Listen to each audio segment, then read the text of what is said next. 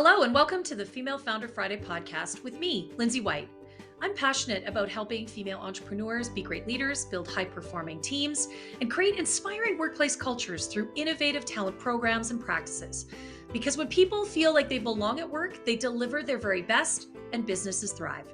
The Female Founder Friday podcast is all about connecting with the most incredible female entrepreneurs to talk about their journey to creating their own business, the mistakes they've made along the way, and how they view their own leadership. And I'm challenging all of my guests this season to take my leadership style quiz. And during each episode, we'll be digging into their leadership style and how it impacts the way they lead in their life and their business. And if you're interested in learning more about your leadership style and want some of my top tips to help you lead more effectively, you can take the quiz right now. Just check out the show notes or head over to 𝐻�voltageleadership.ca and click on the button at the top of the page that says Take the Quiz. Then you can share your results, connect with my guests, and join the conversation on Instagram by following me at 𝐻�voltleadership. My guest on this week's episode is Sarah Thomas, who's the founder of Burn Fat and Feast. I love that name. Sarah's journey as a female founder is profoundly personal. As an overweight child and a teen with a very serious eating disorder, she had incredible struggles with self-image. Then as a busy mom of 3 and a fitness professional, she continued that struggle with her own weight and wellness and really finding her real purpose.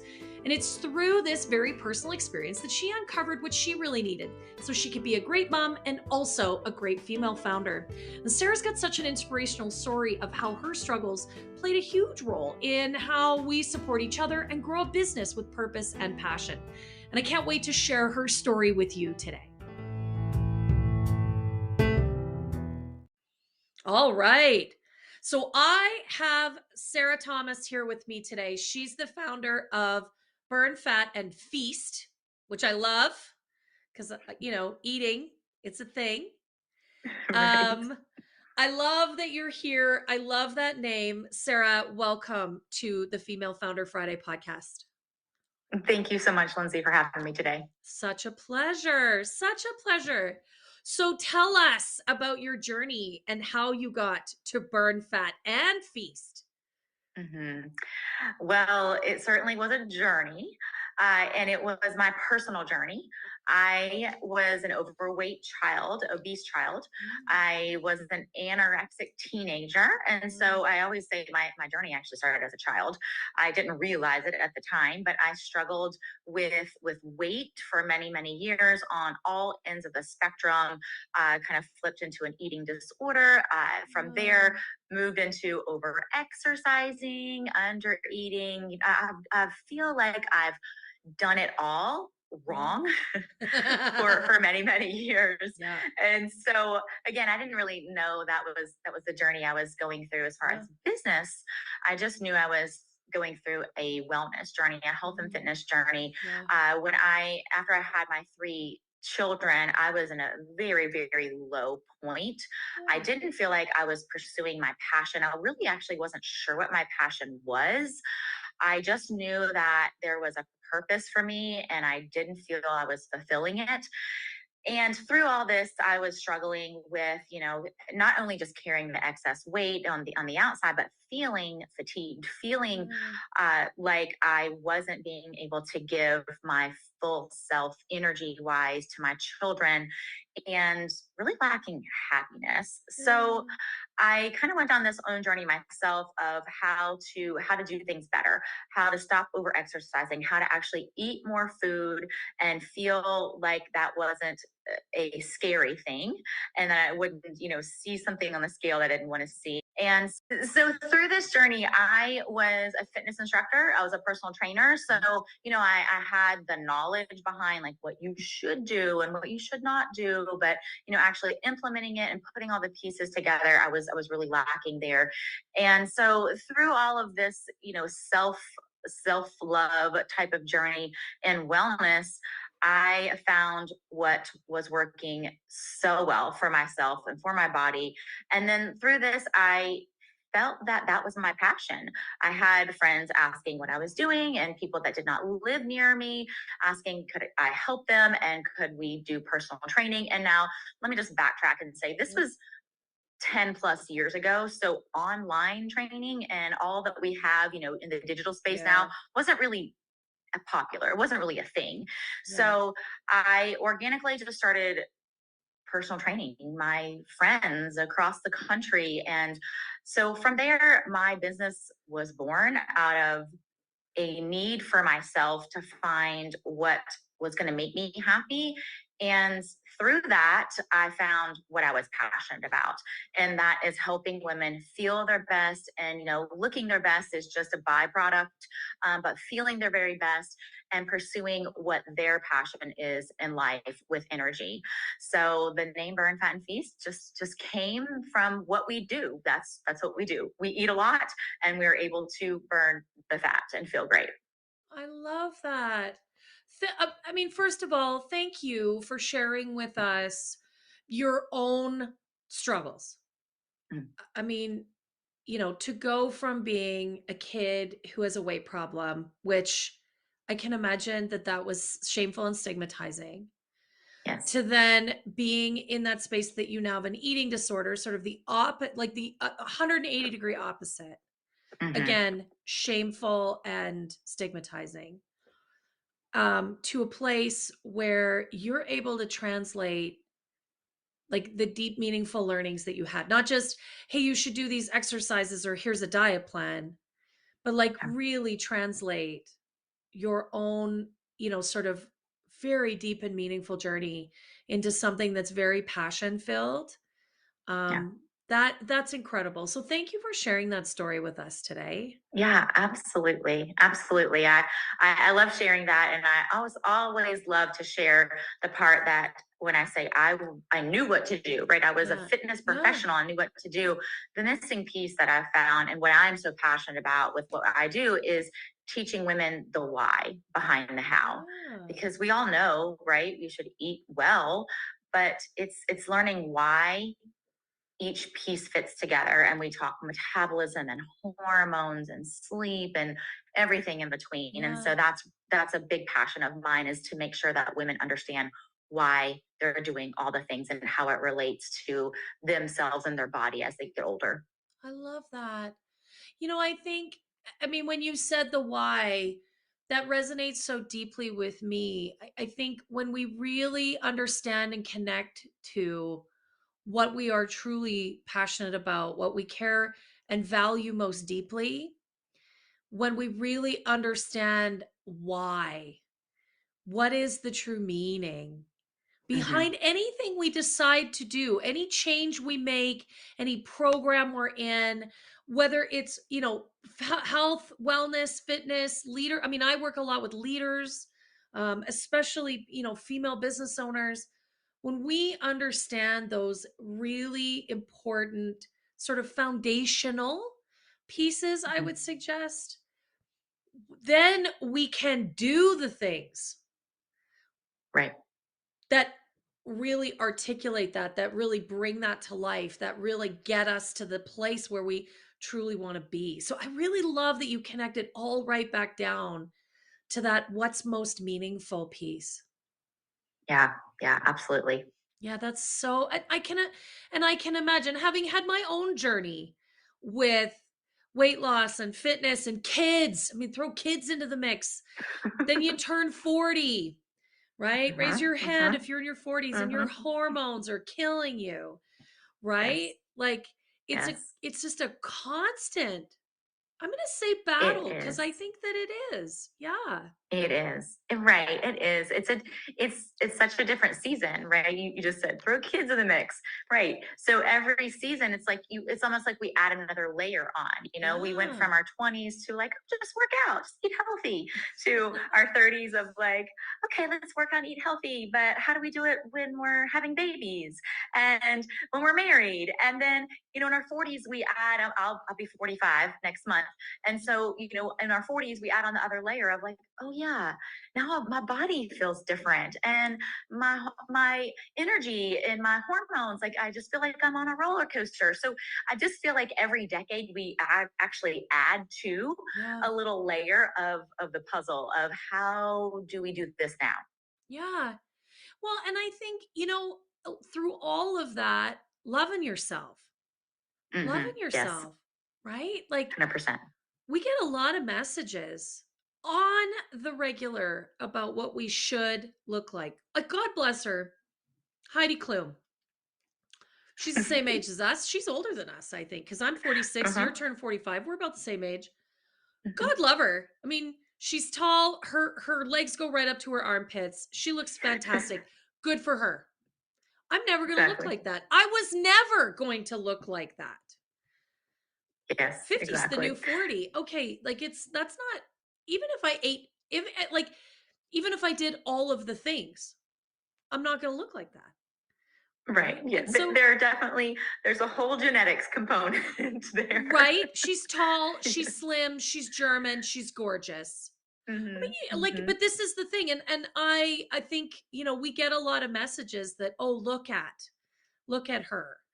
And yeah, no, the good peasant stock, right? I was never going to defeat the broad shoulders and the broad hips. Like that's just life. And I think we have to accept that, right? Yeah, exactly. Well, and you just said, you hit the nail on the head. Learn how to love yourself where Yeah. you are. And I'm a firm believer in that.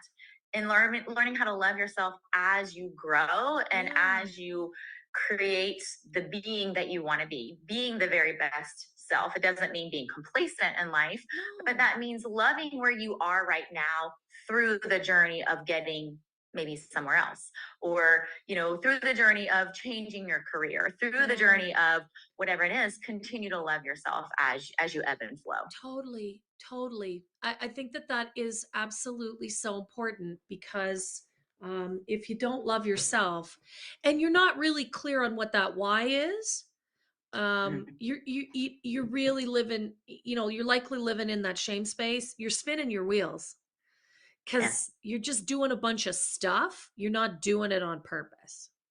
Yes, 100%. Could not agree more. Yeah. Yep. I love it. Okay, I'm going to ask Sarah now to talk to us about the results that she got from my leadership style quiz, because there's something interesting there too. If you want to take the quiz, if you want to know what your leadership style is, if you want a few of my tips on how to just shift your leadership to that next level, you can find the link in the show notes. You can go to highvoltageleadership.ca. There's a button at the top of the page. It says take the quiz. You can take it right now. It only takes a couple minutes. It's fun. It's interesting. You might learn something about yourself. You might, learn something about how to be a more effective leader. You can use those things tomorrow. And you can follow along here with us. So, Sarah, we talked through this before we hit record. Tell me a little bit about what you thought and what you got out of that leadership style quiz. Yes, it was such an interesting quiz. And if you haven't taken it, go take it. And now that you're talking to me about it, I'm like, I want to take it again to see, because it's actually been a few months. And like we were just talking about learning and flowing and being someone different along your journey. That's what I found when I did the quiz. I found that when I started my business as a very early newborn entrepreneur, that I was more directing. I was more in the space of being the director, of saying, okay, I'm overwhelmed. I'm just going to start directing. I need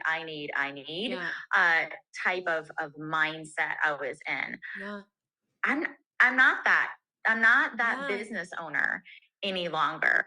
And I feel like I've kind of moved through. I mean, I can certainly see myself in all of these, but I've moved through. I am now really, really good at supporting and delegating. So in the early years of my business, I never delegated. Never. It was all on me, to the point where I would work a ridiculous amount of hours a day in a week. But I had the blinders on to can't delegate, won't delegate, has to be me. What if it's done wrong? I was in that mindset of what if it's not right? I mean, if it's not me, this is my business. So I just felt so much ownership there. And anybody that does the Enneagram, I'm an Enneagram 1 as well. Right. So that follows my personality. But now that I'm more of an experienced entrepreneur and we're almost 10 years into the business, I am a fabulous delegator.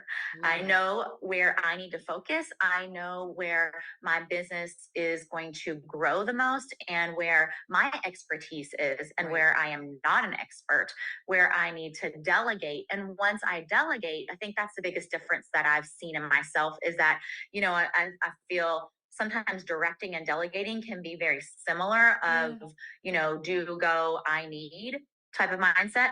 But I now delegate in the form of support of we're going to delegate these tasks and then following up to help support our team members to see what it is they need once it's being delegated. Okay. Do you have everything you need? As a matter of fact, just speaking of the word support in general, I end our team calls every single week asking every single one of our team members, how can I support you this week? What can I do to support you in your journey and your responsibilities? And that includes business, personal. I mean, I include all of it. How can I support you?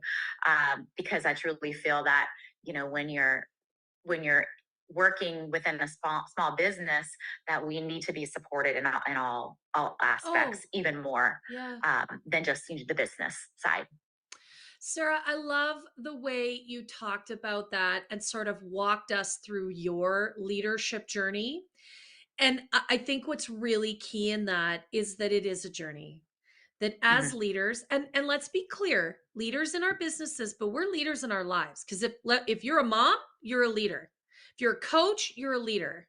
If you you do volunteer work in your community, you're a leader. We lead every day, all the time, in 100 different ways. Leadership starts from inside because you lead yourself first. But I love the way you talk about the evolution of your leadership. And that is so important. We never stop learning and growing and improving and just generally, existing as a leader. So for sure, I hear a lot of female entrepreneurs at one time in their journey talk about the deadly, situation where it's got to be me and I got to do it all. 100%. It happens a lot at the beginning, but I also get clients, Sarah, that they get into situations in their business where something's not going right. Maybe the revenue is not up. Maybe some mistakes have been made. Some clients have been lost. And then they kind of claw things back. The temptation is to think that you're the only one that can do it right. So there's moments where we fall into that trap a little bit. Yeah, I absolutely agree. You can fall back into that. And it's, you can look at this with anything in life, you can fall back into, old habits, Sure. You can look at it with eating, you're eating well for a while and then you reverse into that downward spiral of not eating well. The same can happen in your business. You're like, oh my gosh, we've lost revenue. We have, social media isn't going the way we want. So let me pull back in. Let me take control again. And I've experienced that. And I would say most entrepreneurs probably have. But in my experience, when you do that, you are not allowing your business to blossom. You're only keeping your business right here inside, right? You're just keeping it to yourself. Totally. And in order for it to grow, you have to let it evolve. And evolving, and part of the journey, it's like any type of progress. It's not a straight line. No, There are hills and valleys, right? Yes. Yeah. Totally. And as you grow your team, it's going to ebb and flow as well, isn't it? Absolutely. Yep. Yeah. No, I love that. And I think you're right. And I think for so many of us, we don't get into business because we wanted to be a leader. We get into business. I mean, you just told us because you had a very personal experience that led to you really fueling a passion for helping others so they don't have that, or if they do, the journey is easier. Or we create a great product, right? We don't get into business to be a leader. We Yes. just, Oh gosh, no, never, never, no, ever did I think I was doing no, this to be a business, number one. Number two, to be a leader. no, Absolutely not. no. And so we are gonna, it isn't gonna be a straight line thing. We are gonna ebb and flow. We're gonna have highs and lows. We're gonna do things great. We're gonna mess things up. It's just inevitable. And that actually leads me to my next question, which is, where have you made mistakes or messed it up, Sarah? Well, number one, I kind of touched on this earlier.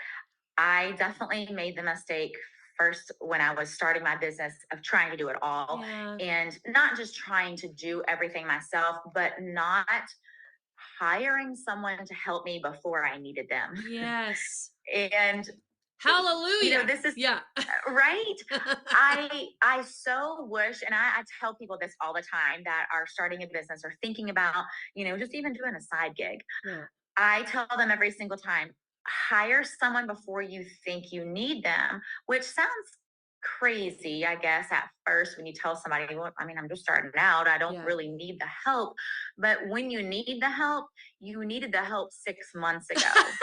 So when you need the help, it's like you are in dire, desperate Yeah. need of someone. So you Yeah. truly needed them months ago before, you hired somebody on. So I would say not asking for help and finding help Yeah. from the get-go. That's what I should have done, hands down. And because here's the thing, if you do find someone who can help you out, or be an assistant, or it doesn't even have to be in Yeah. your business, it could just be help around the house, someone to clean your house, Great point. someone to do a little laundry, someone to meal prep. Like, it doesn't have to be within your business. If you find that that's not working for you, you can always make changes. You can always Yes. do something different or disperse time differently. But that was huge, a huge mistake. First of all, I love that you brought it up. It's something that I hear reasonably frequently, not only from guests on the show, but also from clients that I work with, that they made themselves crazy, or worse, they made themselves sick because they couldn't let it go. Right? Mhm. They just really could not get to that place where they found someone. They didn't trust themselves enough to trust somebody else, I think, is what it comes down Yeah. to. But I love that you bring up that it doesn't have to be in the business, that it Right. can be in your personal life, because the two things are so intimately connected, anyways. Do you just need to do a grocery order and have someone deliver it? Mhm. Do you need a housekeeper? Like, for many of us, the struggle is real to keep the house clean and our businesses going, Amen. right? Like that'll make you crazy when there's dishes in the sink and the toilets haven't been cleaned in 2 weeks. Like, you'll lose your marbles. I do anyways. That makes me bonkers. So I love that you bring that up, that it can be in both spaces, just to give you some breathing room, and then pop your head up and understand, what can you let go of, right? Yeah. What can you let go of? And Right. I actually, if you're listening and you're struggling with this, I have a super awesome tool. It's called Delegate or Die, and it will help you understand, what are the things that you need to retain control of? What is the stuff that you can't let go? What are the things actually that you really like to do and you don't want to let go? And then what are the other things that can be someone else's work, someone else's problem, as I like to say? So if you're listening and you're struggling with that, call me, send me a DM. I have something to help you with that. I love that. Okay, I might be calling you. Yeah, call me. I actually Call me. I do this on a monthly basis, if not monthly, every other month. And I don't know what your process is, but I sit down with a blank piece of paper. It's incredibly fancy, and a piece of paper and a pen, and I write down all the tasks, Yeah. everything that I'm currently doing in my business, and then I do the same for personal, and cross them off. What needs to be done by me, what doesn't, because it does change Yeah. regularly. And I mean, I have 3 kids, 2 teenagers, and And so my responsibilities as a mom change too, and my schedule changes regularly. So for me, that's essential to do on a regular basis. Okay, what have I been doing that required my time, but now maybe I have someone who can help me with that, Yeah. or who I've onboarded on my team that now has the margin, the Yeah. space to take that on. So I highly recommend that, and doing it on a regular basis, not a one and done. Okay, so I love that because I always ask my guests, what's a great lesson? What's an opportunity? And that I think that's genius. Like simple but effective. And it doesn't Mhm. need to be a fancy planner. It doesn't need to be a big process. We don't need to schedule it. Doesn't need to be a huge, well, maybe schedule it, but it doesn't need to be like a huge thing. Right. Couple pieces of paper, maybe a colored pen if you really want to get fancy. Exactly. But like just get it out of your head, get it get it written down where then you can really kind of analyze it and manage it. Like I love that, Yeah. Sarah. That's Yeah. just brilliantly simple. Yeah, it's so simple, and I need simple in my life these days, Totally. and and it's just visual. We all learn different, and at this point in life, you probably know which way you learn best. But I need to see it all in Yeah. one place, and writing it down is very powerful for me. And so my husband and I do it together oftentimes. Like, okay, I'm currently doing all these things. How can we offload some off my plate, put it on you, or where does it need to Where go? does it go? I So mean, if you have yeah, I have older children. I have one teenager left at home, but what can you delegate to your kids? Kids need uh huh, responsibility, they need accountability. So, is hmm, it their job to come home and walk the dog? Is it yep, their job to go out and scoop the poop? Like, right, let's not forget that our families can participate, not just our partners, yeah. but as our kids get older. No, Sarah, I think that's absolute genius. And it's just such a simple and effective way to kind of manage all that stuff because it kind of gets big in our head, Hmm. and It then does. yeah, And it just feels overwhelming. And when we're 100%. overwhelmed, we can't compartmentalize anything. We can't organize anything when we're overwhelmed because it all feels like a lot. Yeah, So that's just I just say brain dump it, brain brain dump it dump all out. it.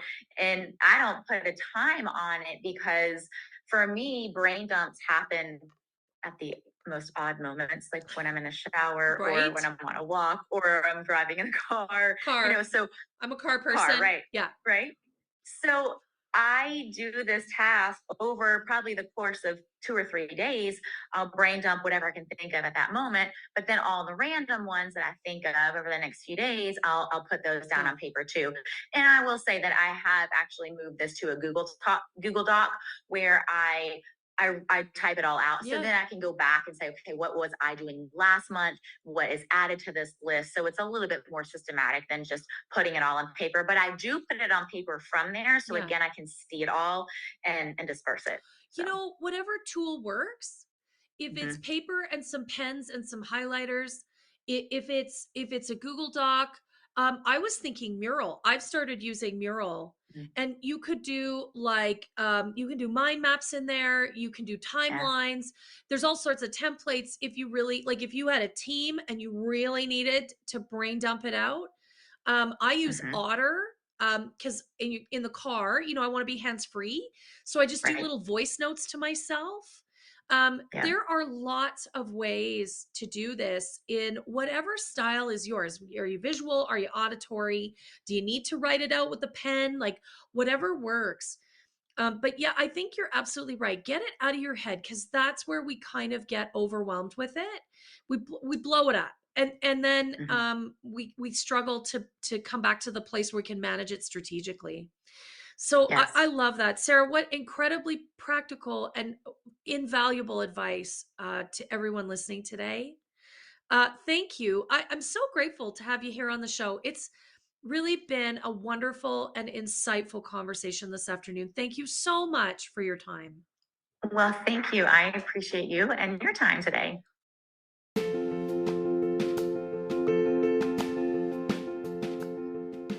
Well, thank you so much for tuning in today. I sure hope you enjoyed listening as much as I did hosting this conversation. And if you did enjoy today's episode, would you do me a favor? Would you give the episode a 5-star review and share it with all of your friends? I would really appreciate that. I've got a goal to impact 1,000 female founders, and with your help, we can really amplify this message. Thanks again for being a part of the show, and don't forget to connect with me and all of my guests on Instagram at High Volt Leadership.